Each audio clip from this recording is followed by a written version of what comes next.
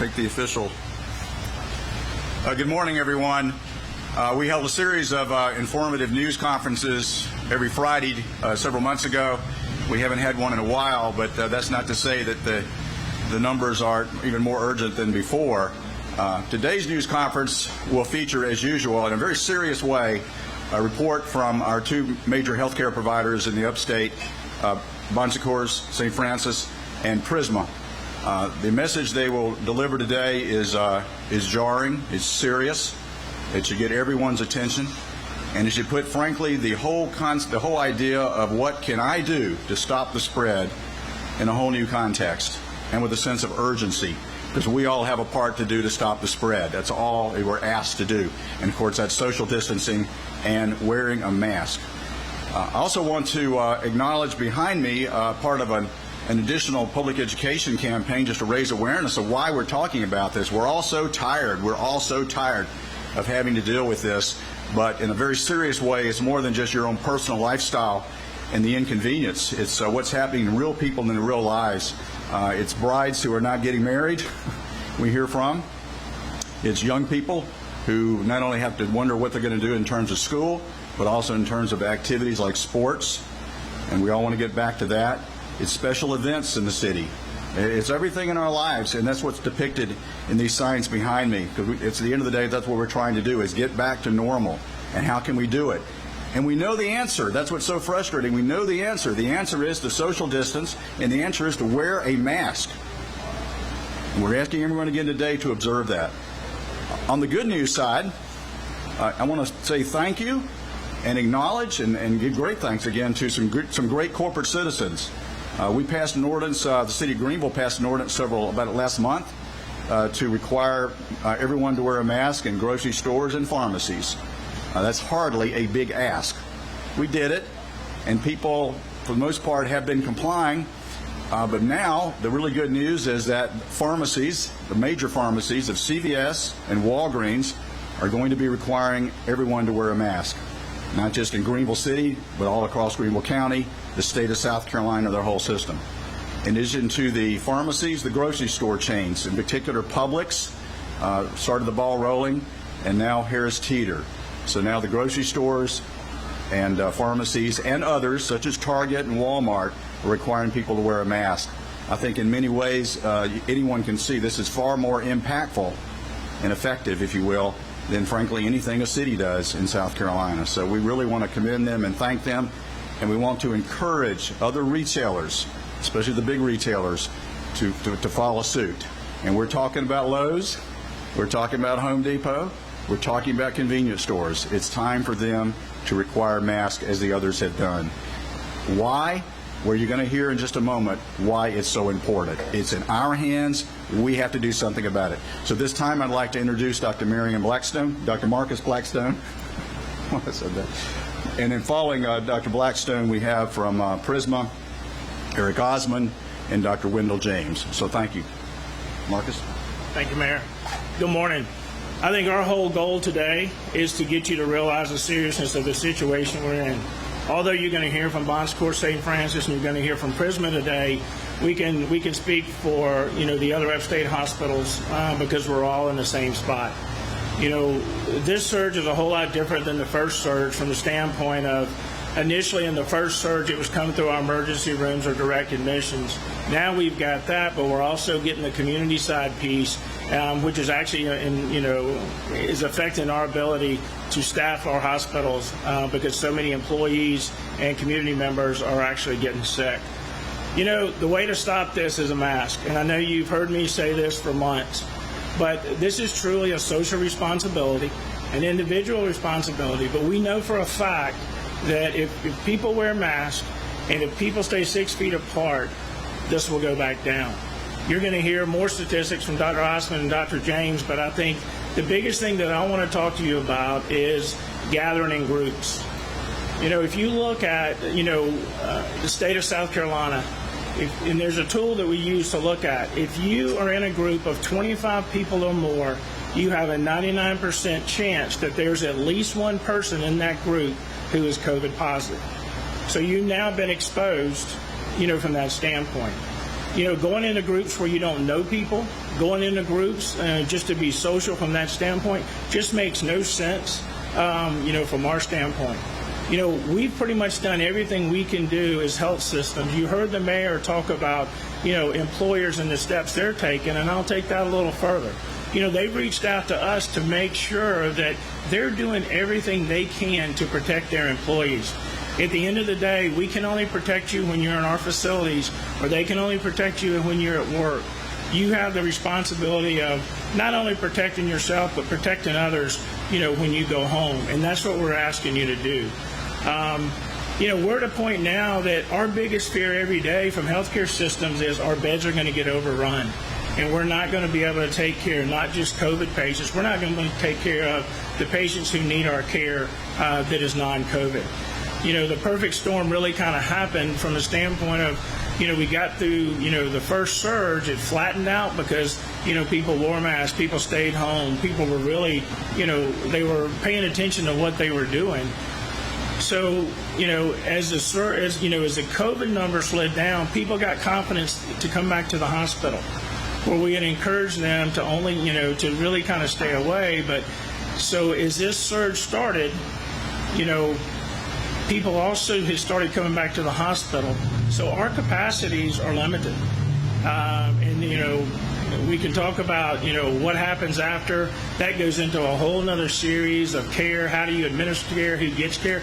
We don't want to go there. Trust us. We have no desire to try to figure out who gets care, who doesn't get care.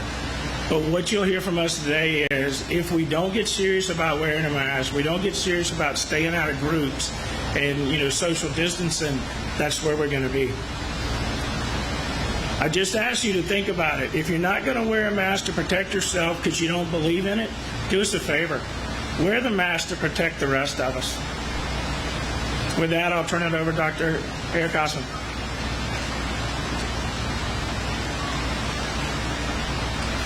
Thank you, Dr. Blackstone. So just a couple of things. The Prisma Health System, we've worked very hard since January to create a system where we have adequate lab capacity, we have adequate bed space, and we find ourselves now pushing up against those limits. And Dr. James is going to talk about some of those specific numbers, but I want to tell you, I talked to my colleagues in our adjoining states, in Georgia and Florida and North Carolina, on almost a daily basis. And there are cities in those states where people are waiting 4 hours sometimes to even get an emergency department bed, where people are waiting 8 to 10 days to get a COVID-19 lab test. None of those conditions exist right now in the upstate, but we are dangerously close to going there if we do not get community engagement. The data is super clear on this. The CDC released a study this week showing that just the simple act of wearing a mask on the part of a hairstylist and a client prevented the transmission of COVID-19 in 139 people that came in contact with 2 clearly infected individuals. So, there's no ambiguity here. It's very clear. If we all wear a mask in public, we will flatten this disease curve. The other thing, as Dr. Blackstone pointed out, you should get really nervous when you're in a group of 10 or more people and there's folks not wearing a mask, because the likelihood is that someone in that group potentially has COVID-19. They don't even know it. 40% of the people that have this disease don't even know it. So, just amongst the group we have here today, one of us could have COVID-19, and so it's incredibly important that we all wear masks all the time when we're out. And the other piece is just basic hygiene.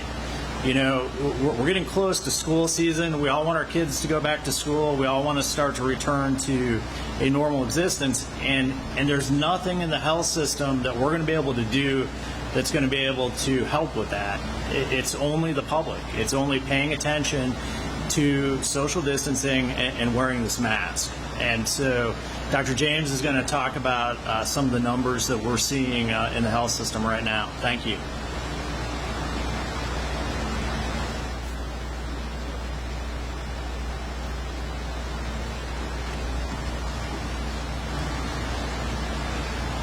Good morning. I've been here before about a little bit before Memorial Day and had the opportunity to talk to all of you about what we need to be doing moving forward to prevent the spread of COVID-19 in our community. Since that time, in my function as the incident commander at our facilities, I've had the benefit of looking at the control charts of how well we're managing the control and spread of this disease in our community. I've brought examples of this for you to have today. What I can tell you is, up until Memorial Day of this year, we were doing a good job in the community of managing the spread of this disease. If you look at the curves that we will provide you today, after Memorial Day, we've essentially established business as usual. We cannot do that. The control charts very, very clearly show, which we don't have anything to project today. Before the start of Memorial Day and the relaxing of our interactions and business openings, we had a very flat control chart. What a control chart does is tell us if whether the procedure or the activity or the activity we're looking at is under control or not, or if it's actually accomplishing what we want to do to control an effect. When you look at a flat control chart between your upper and lower control limits and it stays there, you have control of a situation or a disease process or a business activity. When you take a control chart that looks like this, this is a clearly out of control process. What you're looking at today is the control chart for the upstate. What we're showing you is, based on the metrics that are measurable, is this is out of control. What does that mean? It means we have got to very, very quickly institute control measures that are effective in our community, or this chart is showing us that it's going to become an unmanageable situation. We're not at that point yet. We still have capacity in the facilities of the upstate, but we have limited capacity. The capacity is a supply and demand process. We can supply capacity to take care of the illness in the community as long as the demand does not outstrip our ability to supply that.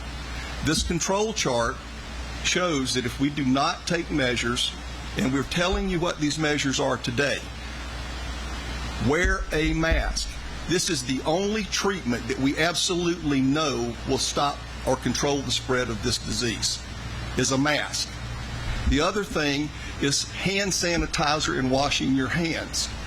This is the other thing that we know controls this process. Social distancing. It helps us control this process. Do not congregate in large groups. That controls this process.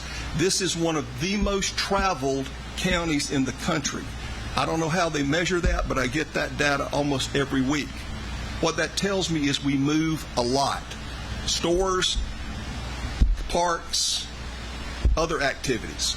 The more we move, the more necessary it is to use these two things, have them with you all the time, and use them religiously.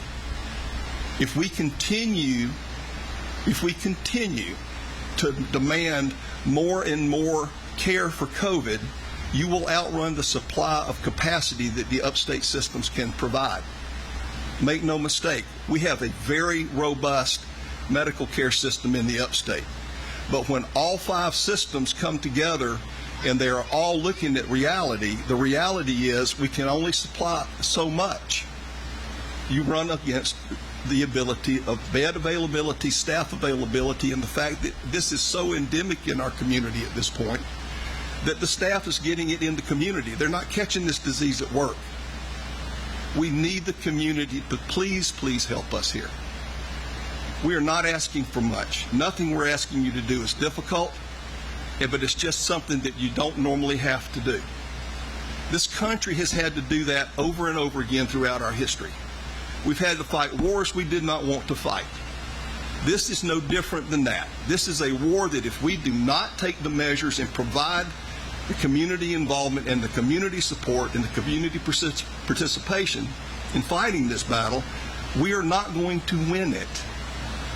All the community has to do to help us do this and to turn this ridiculously out of control chart around is put a mask on. That's what we need. If I was the world leader in this, I would close the bars, the beaches, and the boat ramps for a little while. The congregational effect of what happens in those situations is helping to contribute to the spread. There are places where you typically cannot wear a mask, and because of that, the spread of this is much more easily accomplished. Nobody wants to infect their parents. Nobody wants to infect their grandparents or their children. But that's what's happening. The community is infecting each other. This is an endemic disease. The spread of this disease in the 20 to 40 population in this county is rising at a rate that is got to get under control. It's no longer the elderly. This is a disease of everybody. And it's going to take all of us as a community working together, doing the right things, and taking responsibilities. I have multiple people tell me they're not going to wear a mask. And to the point earlier, if you don't want to wear a mask to protect yourself, please protect the rest of us.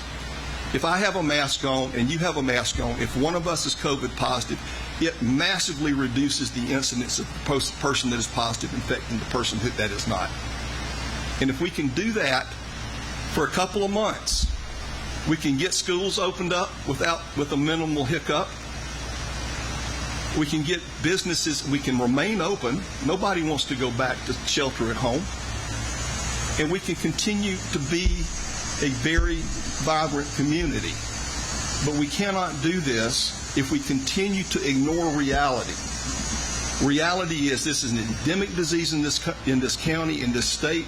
And if we continue to choose to ignore this and act like it's not actually happening to us, we can end up being the equivalent of New York City on a statewide basis. This cannot continue. Please help us. We are begging you today to help us do what's right. Put the mask on, use the hand sanitizer, socially distance yourself. Please do not congregate in large groups. This group today is big enough to where I can guarantee you one of us has COVID. You don't know it yet, but you've got it. So this is a problem. So be careful. Work with us. We're not going to tell you anything that's not true. We want you to understand that we're trying to be as clear and honest with you as we can. I don't know any other clear way to state what I've just said. We will work with all of you. We just need you to work with us. And I think this community and these hospital systems in the upstate can get us through this in one piece. We do not want to get into a position where we have to start selecting who gets what. We are not there yet. We all have capacity, and we are doing everything we can to generate more capacity. But there is a physical limit to what can be generated. And the way we are spreading this disease amongst ourselves right now is going to outstrip that if we don't do something in the next week or two to slow this down. Does anyone have any questions?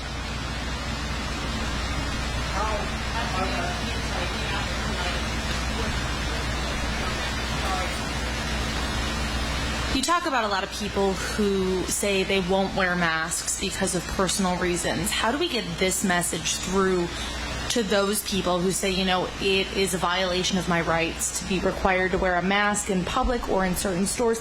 I mean, those of us here obviously are wearing masks. We get it. How do you get that message through to the people who just aren't listening? I think we always get back to something, and this is not directed at you, it's just a general statement. Rights. Okay? There's a difference between rights and responsibilities. We are responsible to one another. We need to get the rights off the table. This is a personal responsibility to each other as community members and people of the same society. We need to take the responsibilities, even if I don't like doing something for a while, to do what is right for the greater good of the community. I don't need to be a typhoid Mary because I just don't like masks going around spreading it to everybody else, even if I don't know it. This is the problem with one of the issues with this virus. You can be asymptomatic and spreading a lot of viral particles to a lot of people not knowing that you have it. And this is why it's important that we put a general mask requirement countywide. I live in the south end of the county. When I walk into a establishment nowadays down there, I get looked at like I have two heads because I have a mask on. I work in a hospital where we have a lot of sick people. It is my responsibility to make sure if I have it and don't know it yet, I do not spread it to someone else in an establishment I'm in. I carry my own hand sanitizer everywhere I go. Now that sounds ridiculous in most cases, but today in the environment we're in, that is nowhere close to ridiculous. You need to be carrying your hand sanitizer. If you think you need to wash your hands, if it even crosses your mind to use it, use your hand sanitizer. You can't use too much of it. I promise you, you won't get toxic. You got to do this. Does that answer your question? It's a responsibility to each other. We need to quit talking about what my rights are. We need to look at what my responsibilities to my fellow man are, not what a right I have. I think this is going beyond that. I hope that answers your question. Good morning, Doctor. Renee Wunderlich from WYFF News 4. We're talking a lot about capacity. I have several little questions relating to the bigger question of availability currently of upstate hospitals to capacity. So we can break it up. I'm not trying to overwhelm you, sir, but specifically related to ventilators. Are you aware, sir, how many ventilators the current upstate hospital system has left? I am. I'm not going to give you the number, though. I don't feel comfortable doing that. We have a sufficient capacity of ventilators to deal with what we have and what we project over the near future. That said, supply and demand. There is a limited supply of every resource on the planet. If the demand outstrips the supply, there is nothing I can do to stop that unless we work together to do that. The thing I think we need to be very clear about is when New York blew up, there were not a lot of other places initially that were blowing up. So there was a lot of places around the country that could ship help to make that work. We have a lot of other places right now that are getting very, very hot, and they're big areas. So if you want the cavalry, if you think the cavalry's coming, we need to look around the room at each other because we're probably going to be it. And that is why it is so imperative that we get this message, the truth, out to our constituents in this county, because we totally control our ability in our future. It's just a matter of will we take the responsibility for one another and do that. In the interest, with respect, Doctor, to the truth, to getting this information out to folks who, as you say, need to take this seriously, what does the current capacity look like in the main hospital for Prisma? And I understand this is not new, but there was designated COVID satellite hospitals. Are we full yet in those other satellite hospitals? Okay, so this is once again supply and demand. We have capacity with respect to beds. What you have to remember is we have an endemic viral process going on in the community. The disease is endemic. It's everywhere in the community. We are dealing with beds and staffing. So what you're asking me to give you as a hard number is so fluid you can't do it. I may have, say, another 150 beds that I could use, but if I have a large number of my staff go down, I can't staff those beds even with stretching. This is the way we all have to function. And so this is another reason we communally need to take responsibility for one another, because if we continue to make everybody sick, the majority of the illness we're seeing in our nursing staffs and our support staff is community spread, almost all of it. And I can't control that. I can keep them well in the hospital. We have had very, very little spread of this disease to our employees in the hospital. Here, New York, everywhere this gets to be a problem, it's them bringing it in with them from the community and having to go out sick for 2 weeks. So, yes, we have bed capacity, but at the rate this curve, this inflection, the slope on this curve, if you look closely, has changed. It's gone from this after Memorial Day to this after the 4th of July. And that's a rate of rise that, regardless of what capacity all 5 systems can generate, will eventually get outrun. We can turn this around. This is not a lost cause. It will be a lost cause. It will be a problem if the community does not take it seriously and start masking up, washing their hands, social distancing. And if you're sick or think you're sick, please get tested. And please do what we tell you to do, which will be probably stay home for 2 weeks until you're well to minimize the spread. So we just need us to work together. Sir, to that end, and then I'll relinquish the mic to others. Speaking to the community, because they continue to ask me, they probably continue to ask you, your colleagues, my colleagues. You say we are dangerously close to the question of capacity. I like to stay positive. I imagine we all do. What happens if what you're warning occurs? What happens if we here reach that capacity? Okay, do you have a plan I can B? answer that question based on what you see in places like New York and Italy. Italy is an extreme example of this. In Italy, they were so overcome that they had to decide who got ventilators, who did not, who got medicine, who did not, who got in the hospital, who did not. That's the worst case scenario. New York, not quite so bad. They were bordering on having to go there, but they were able to get enough capacity and help to manage through this, okay? But it was ugly. They freely admit that. It was very, very difficult, a lot of sickness, a lot of deaths. What I would like to see happen in this community is we take this seriously. We put mask ordinances in place or requirements for masks. If municipalities, counties, and state won't do it, the businesses do it. Tell people to put a mask on if they're